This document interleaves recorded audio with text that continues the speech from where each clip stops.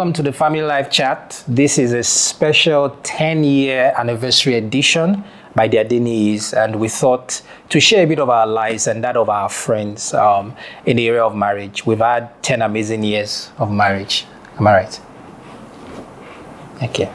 You don't look like you're convinced. I've enjoyed, being married, to this wonderful woman here. And so we want to talk, all things marriage. And we have here with us our wonderful friends, Dr. Dami and Oyin Adeyemi-Levites. Welcome to the show. Thank you very much.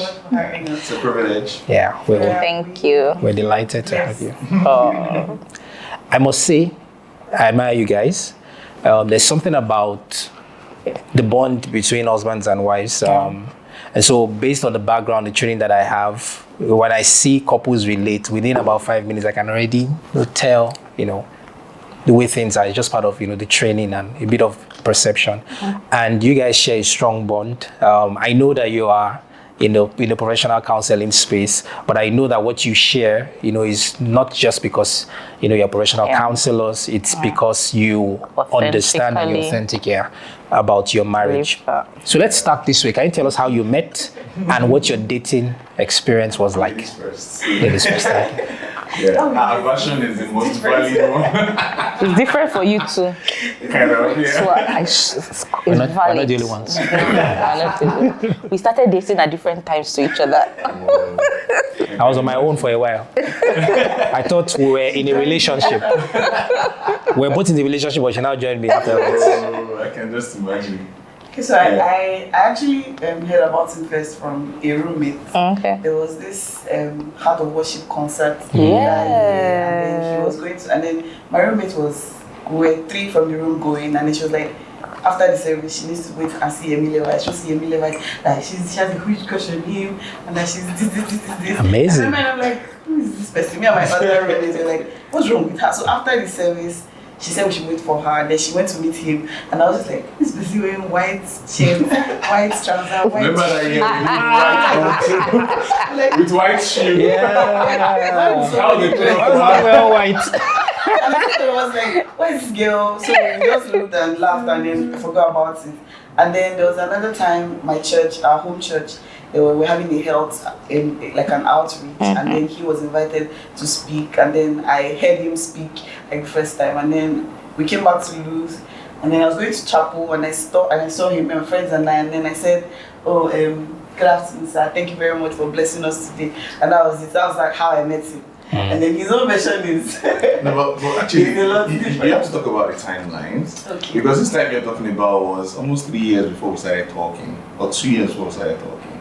Was it? At all, yeah. I remember I came back from service around that time when I just finished house job or something, around 2012 or 2011. Yeah, 2011. Okay. So between 2011, that greeting was just randomly greeted another person. So let me take my version now. So yeah, Yes, let's have your version. So that day I went to minister in the church at MFM Youth Church at Lekki and all that, and I remember very well. I just saw like 4 young ladies from MFM. They were walking on the street of Luz. I just came back from the administration. I came to read in Cold Room, so I was walking, then they were coming, so I saw them, and then she greeted me as part of them, and that's just normal greeting, and that was it actually. There was no attraction, no. In fact, it's the other way around. Like she was the one that was like there's the word oddest of them. Like she was very odd, and why she was odd because she had a low cut. And then her hair was very interesting. My hair is not black. Her hair is not black, her hair is not brown. So we were like, who is this person with pink hair? Like, okay. That was actually just the And you were coming from MFM. Yeah. No, with my natural hair color. That was my natural hair. Interesting. Like, it looks like it's dirty, but that's how my hair is. Yeah, so I was like, who is this person? And that was it actually. And then the next time I saw her, she was driving one big bus like that, big fellowship bus. She was driving a fellowship bus. Yeah, she was driving a fellowship bus, and I'm like, That "Is brings this some person that memories. is driving fellowship bus, and she wasn't really even this elegant. Then she was, like she was a normal. She had a student look. I'm like, who's this person with glasses, always driving fellowship bus and all that? That was the second time. And after that time, I never really saw her at Luz and all that. So then come this very wonderful day, I was reading at Luz, same way, but this was in 2013. early 2013. I was reading at Blues, and then I was preparing for my SCCA exams then. So somebody just walked in, came to see Pastor Debo Adewale. I don't know if he was pastor of MFM at some point. It was MGCF pastor, but it was MGCF pastor too. So he was a pastor, and so she just came to do exam brethren. You just come package things. She came in, two of our other friends came in, so they greeted Pastor Debo, greeted everybody that they could greet there. So they all left. She was the last person to leave. So she slammed the door to cold room. And then I was like, who is this person that slammed the door? They said like, be cultured down. I didn't know the door. She didn't actually know the door was going to slam. So she came back actually and apologized to everybody in cold room. Wow. Oh, wow. That she's really sorry she slammed the door. And that was when I said like, ooh, who is this person? So immediately that happened, I mean, I don't want to sound spooky, but immediately that happened, something actually resonated in my spirit, like, pay attention to this person. So, I mean, it happened and I just left, but at least I recognize the fact that it's Olokundi, there's Pastor Deboya, and ask who is this person, that kind of stuff. So, subsequent days after that, it just kept coming to my mind that I should know her, I should meet her, I should know her, like, no, and I just came out from a very terrible relationship that I promised myself 2 years. God did not tell me. I told myself like 2 years, me and God, I'm not in any relationship again. Like I just want to focus on ministry and career and just be very limited. So that was around like a year plus into my 2-year break. And then God now started saying it's time. I'm like, it's 2 years now. Like it's not 2 years. Like what's going on? I had a break around 2012, so it was supposed to be till 2014. By mid-2013, it became stronger, like I should actually get to know her. So what I did first of all was to ask around. So I went to a pastor, that's Pastor Debo, I asked about her, like, who is she? Stephen Aribatishe, if he watches this video, kudos to you. Osai's friend, what's the other Osai's friend's name? Bishop, I used to call Bishop. Dark and so. So I sat down with them in their room, then their house job room, then, and I asked them like, who is this person? So they gave me a breakdown. Drive fellowship boss, very committed. She's a good girl. These are like okay, and then because I didn't want to just stop there, I went as far as looking for her best friend. My name was Sami. I reached out to Sami. In fact, I used to come to Sami a lot. Then people used to think I'm toasting Sami.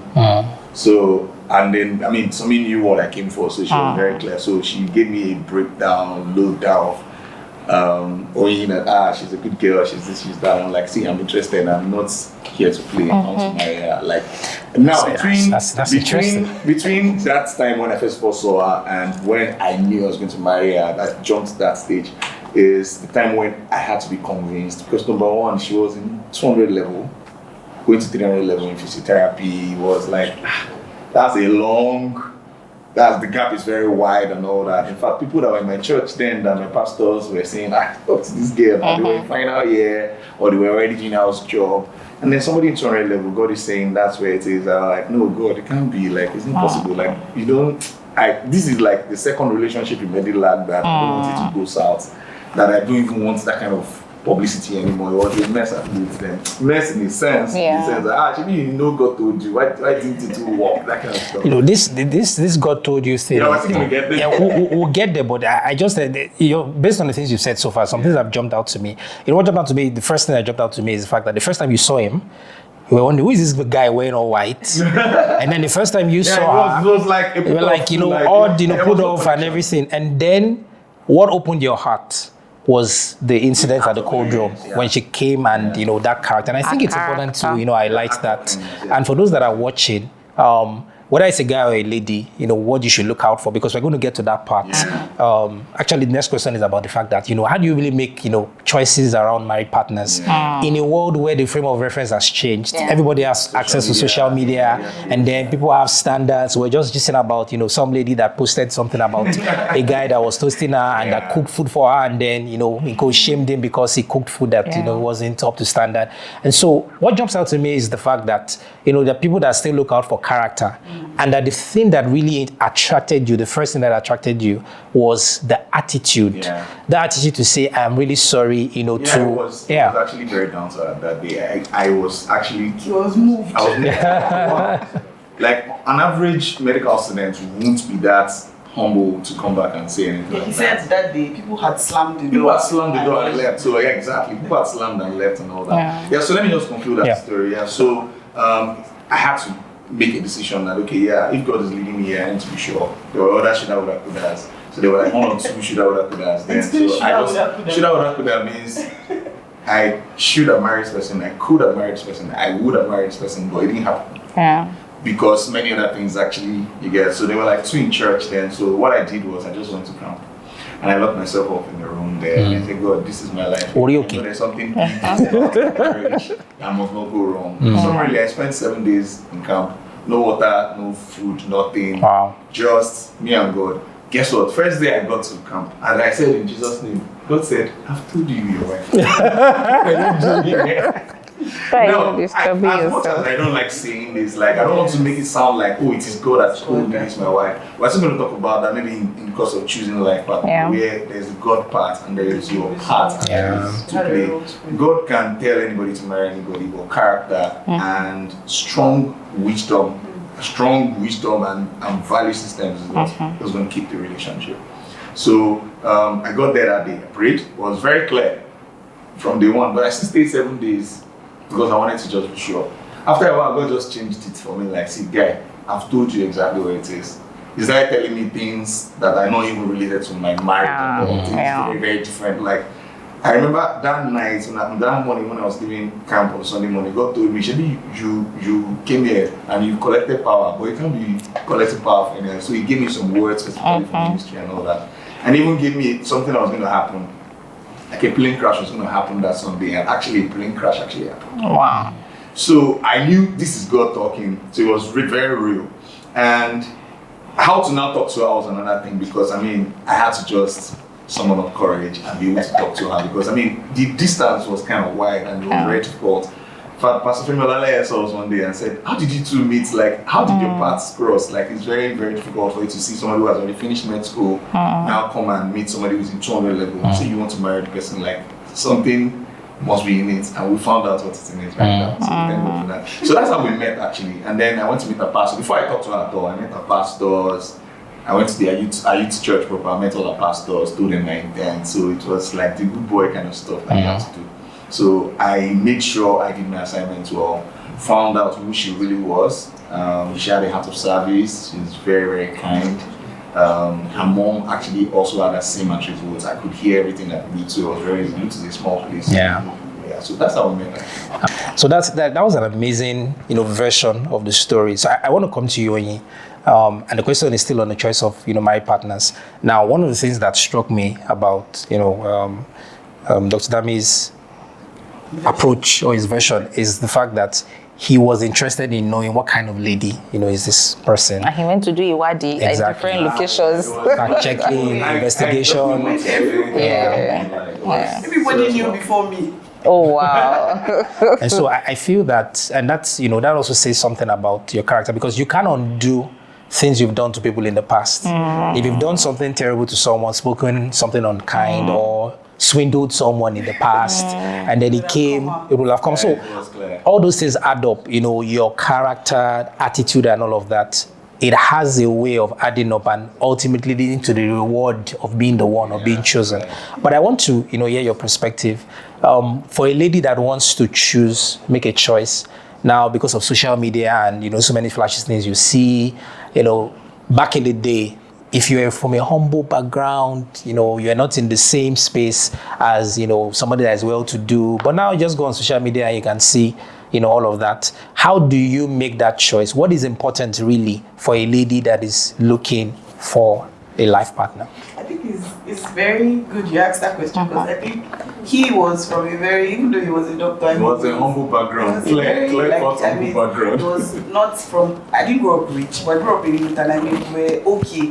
Middle class, we were middle, probably upper middle class. We could do what we wanted, we lived like a good life, and then he came from like he From had my to, humble background, say it. like school fees was hard, like how to pay, how to dress up. So it was different. And then I also had someone who also was interested in marrying me, who came from a very from well non-middle class. very wealthy background, I mean, in Lagos, and a number of people like that. But because I came from a broken home, it was just my mom, and I had made up my mind from a very early age. Like I think I grew faster than my mates and than my age. I made up my mind. Yes, First of all, it was absolutely. I'm not interested in marriage. That was my Your default mode. my default mood was I'm not interested in marriage. You know, there's a way not bad news, but when your story is not good, people that don't have good stories also come around you. So everything I had heard growing up about marriage wasn't good. People that would come to my mom, or people that would come and complain about their spouses being like her own, you know, it was just, I'm like, I'm not interested in this kind of life. And then I met God, I gave my life to Christ in 2010. And one of the first things God began dealing with me, when I first started hearing his voice, was about marriage and how that marriage is his intention and marriage is actually good. I didn't have any like real models around me. People that were with their fathers and mothers didn't really have like the marriage I desired. It was just a good father, a good mother all around. It wasn't husband and wife. So I wasn't interested. So God began like telling me. First thing he said to me was, do you know that love is enough? And I'm like, love, okay. Like first thing my mom was telling me growing up is, don't love a man, no, love is not enough. Don't fall in love. Fall in love is the, you know. So it was like I first of all struggled with that, and then God began giving me scriptures and words and stories, and then I accepted that. And then the next one was, if you love a man, there's no shame in letting him know you love him. There was nobody at this time, like it's not like I was in a relationship or planning for a relationship. I mean, I was still very young, but so it was like God was dealing with me. So he was teaching you to be vulnerable. And that's a bit difficult if you're from a background where you know your mom has been burnt. Like I was a hard guy. Are you serious? Very, very, very Oh, serious. wow, Like I'm okay. the hard guy. I don't love, like falling in love was like like so God began teaching me all those things, and then I entered a pact with God that I wasn't going to say yes to any man or anyone or be in any relationship until I was sure God was in it. And so God began teaching me and telling me the values of what actually makes a man a good man to be married to or to be with. And so it wasn't money or even like good standing. It wasn't anything. It was kindness, somebody that loves God, somebody that cares for God, like that fears God, that cares for you and that cares for people, that gives. So it was my own, like how I used to see things was very different from what people around me were seeing as values, or oh, this person is this, person is this. In fact, it was a turn off that he was very popular. Because in my mind, I'm like, I don't want somebody that everyone, like, because everybody's going after him. Everybody's going after him. It shouldn't, not that people shouldn't go after him, but that shouldn't be the reason why I'm there. So it was, I had to, you know, pray. And I've been praying about this other person before he even came along. But this person had been like asking, and I was they like, even laughed at me, sir. Oh wow. Because They gist my matter and laughed. the only reason I had not said yes to him was because God that I just had started having a real relationship with was silent on that matter. And then God is saying nothing. So if God is saying nothing, me and God have entered the pact, so I won't say yes. So that was the stage I was in when he came along, and then I started seeing some things in him, things like him not having but still caring to give people, you know, him asking about, like, my grades changed when I met him. Not like I was doing but when I met him, he was interested in, like, are you reading? Like, it wasn't just, oh, let's move around, let's move around. I used to sit down with her in cold room. See, I slammed the door of cold room because I had never been to cold room before. I didn't know the door was like that. I had never ever been to cold room. So he would make me sit down and read, and you know, he would set questions for me, and you know, this was someone that was truly caring. It wasn't just like, oh, like the other person that would just sit down and talk and gist and play. Gist is good, but that wasn't like the core of what life was about. So the values that God had told me about, I started seeing, and I was very real. I was very, like, I asked a lot of questions. Now we play and gist in marriage. Like, initially, it wasn't gist, it was like contract. Like, okay, so what do you think about this? Yeah, it was a serious matter. What do you think about this? Serious hot seat. Did you feel like you were being interrogated? Well, I think what happened was it a to put off me in any way? was, because I knew this is it. Yeah. Like, it was easier. So the tests looked so hard at that side, but at my side it was just like a walk in the park, because God had prepared me. Even when my mom started asking questions, she sat me down. They drilled me, actually, that's the word. I mean, it was easy. He didn't think I'll tell my mom early. But I told my mom, I mean, he got me a gift. I think maybe second month when we started talking, very early, he got me a wristwatch. And immediately I just went straight to my And my mom went ahead to say my name as wristwatch on that. And I told my mom because I wasn't interested in games. That's why I wanted to give the background of, I wasn't interested in marriage. I was like, nah. So I wasn't interested in playing games, or I was serious. So I told my mom, oh, there's this person who gave me a wristwatch. So my mom called him and said, thank you for the wristwatch. He was like, no, that's Well, another attraction for me. Like, an average young lady out there won't call her mom and tell her mom, oh, a young man got me a wristwatch. Like, that was the last So thing. for you, it seemed like that was just like another attraction for me. that she really appreciated that she must have appreciated. And it was just was the watch. Value-wise, this is strong value. You have a very good relationship with your mom for you to be able to tell her. And then you're not playing games. Yeah. You are being real, you are clear. And then even the first time I came, she had told me about the other person that was asking her out. So she was real. There was no game, no gimmicks. I liked that actually, because those are values that are very, very scarce these days. And she was able to exhibit that. It was very real. There was no wishy-washy shady deal kind of stuff. So the first time I prayed about him, it was clear. So I now resorted to, okay, let me just imagine that God did not say anything. And then I started now checking other things, like asking a lot of questions. I did a lot of sitting down and I questioned a lot of things. I'm like, okay, maybe even though I was sure I could hear God, I was sure that it was God, the speed that God answered was, I was like, this is somehow. So I said, you look too good. And he was silent throughout with the other person. Throughout, and then now he's talking. And so I asked a lot of questions. And then I also realized that as hard as I was, he was very easy to talk to. Like, You were friends. Quickly became my best friend. Like, quickly. And then I was interested in his life, in his career, in him doing well. He was okay telling me things that I couldn't tell my best friend. Exactly, I couldn't tell people. My best of friends did not know 1/10 of the things I started telling her. And then another thing that even made it very interesting is the fact that as young as she was, she could handle that.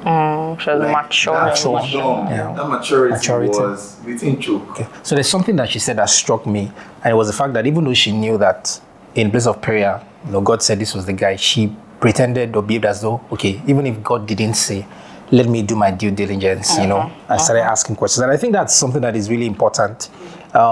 We may not have the time to really, look at this. God said, then what do you say? Say something about conundrum and all of that. But something that God taught me about this concept. So Okay. I like to say it everywhere because I think everybody needs to understand this. Because people have relied so much. Not like we shouldn't rely on God said, but people have put all the responsibility on God. And the analogy was like, you know how you give your life to Christ, like a smoker comes to church and gives his life to Christ, like he walks into church and then he hears a message and he gives his life to Christ. In that instant, his spirit is saved, but his soul and his body aren't saved yet. He would walk out of the church, spirit saved, and still have the urge to smoke, and still have the urge to do the things he used to do.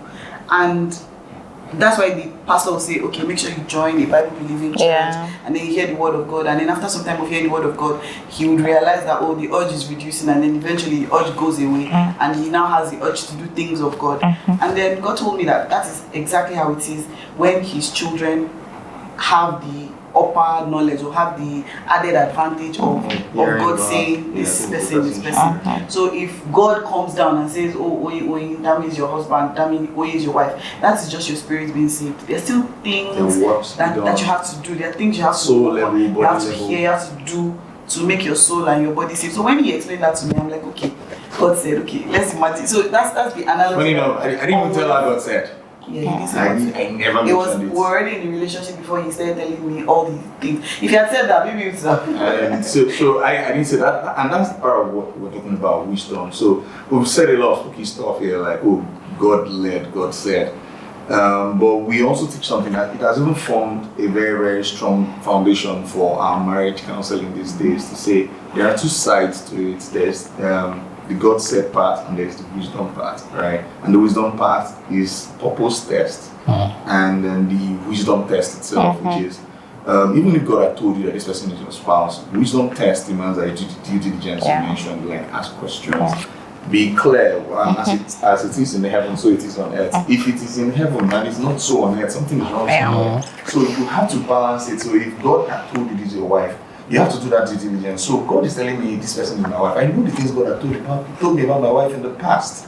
It was just identity that was not fitting in yet. So it was easier for me to ask around, and everything I was asking around was matching things God said. So it was easy for me to identify that, okay, yeah, God has said this person is my wife. Everything God has told me, wisdom demands that I confirm and do my due diligence without saying God said to her. So when we sat down and started talking, it was a very simple thing. We're going on a journey. I want you to go with me on this journey.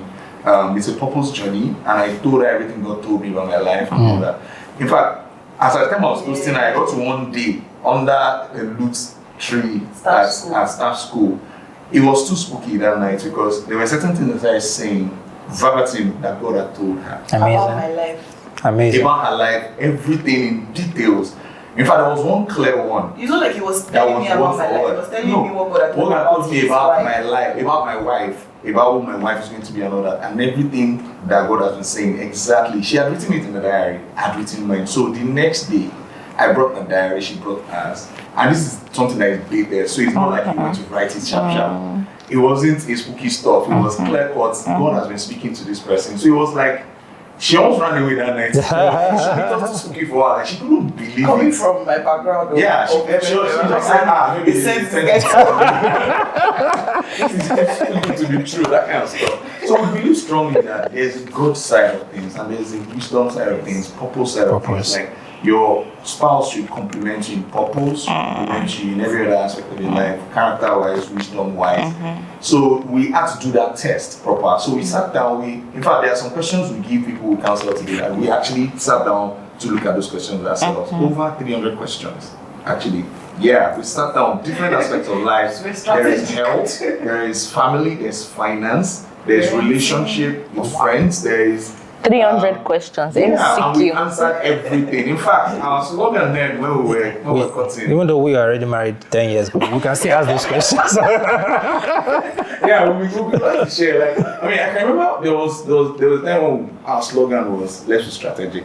We know that this thing is looking so good to be true, but we're not going to buckle it. You didn't get carried away by. Yeah. We were together 3 years before we got married. Yeah, we cut it for 3 years. We went out like twice. Only twice. We didn't go out like that. We were always using that blue, sitting down, talking. So it's like some serious foundational works were going on. Does that remind you of what, what dating? Oh, yes, it does. And when you said that she wasn't about the, like when you sit down, and when you sit down, she's asking you questions, she's interrogating. I love that part about it because I find that a lot of women can tend to be very emotional and they turn marriage into an emotional decision. But marriage is a business relationship. It is two families coming together to start a new business entity, and so you want to know our core values are aligned, our visions are aligned, our missions are aligned. So you're my kind of girl, like yes. So we're doing strategy, advanced strategy. Yeah. So it's actually, and God actually taught me that there are things that you learn in business. Yeah.